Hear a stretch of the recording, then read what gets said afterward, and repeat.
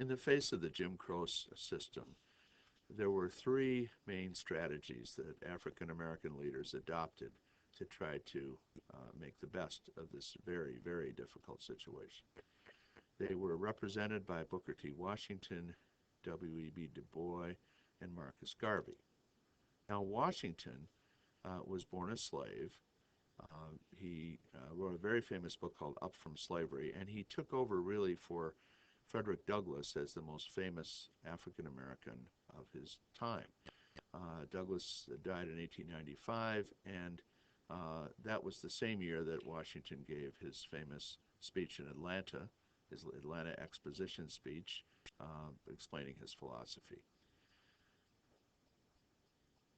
He recognized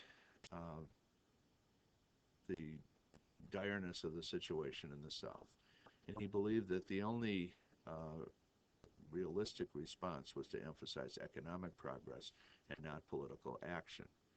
And he stayed clear of any sort of attack on the Jim Crow system. Privately, he hated it, but he made a strategic decision that it was simply not going to work to take it on publicly.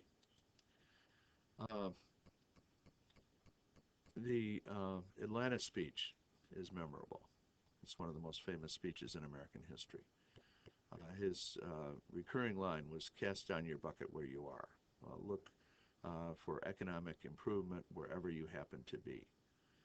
And what that meant was starting on the bottom. He says, it is at the bottom of life we must begin and not at the top. Nor should we permit our grievances to overshadow our opportunities, meaning any complaints about the Jim Crow system. And he also has a very famous analogy in which he says that in social matters, we can be as separate as the fingers. In other words, Jim Crow can go on.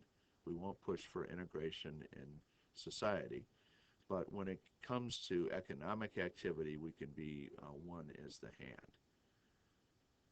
So he's really telling the audience of white businessmen what they want to hear. And his speech was very well received by them. Now, Du Bois came from a completely different background. He was born of a middle-class family in Massachusetts, and he became the first African American to receive a PhD from Harvard. And he wrote a book on Reconstruction that is still read and admired. In his most famous work, The Souls of Black Folk, he took a very different approach from Washington. For him, civil rights were critical. And he is highly critical of Washington. He considers his attitude adjustment and submission. And he's really saying that the problem is the fault of blacks, when in reality it was the Jim Crow system that was creating the problem. He does not favor separation, but he does favor integration and confrontation. So if you look at for a single word that defines the philosophy of Washington, it might be accommodation. Du Bois was confrontation.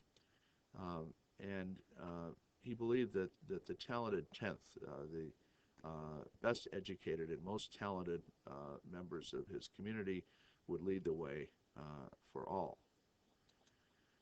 Now, Marcus Garvey was defined really not by accommodation or confrontation, but by separation. He was a Jamaican immigrant, so all of these three had very, very different backgrounds from each other. And he favored a return to Africa, if at all possible. He realized that this was not going to happen right away.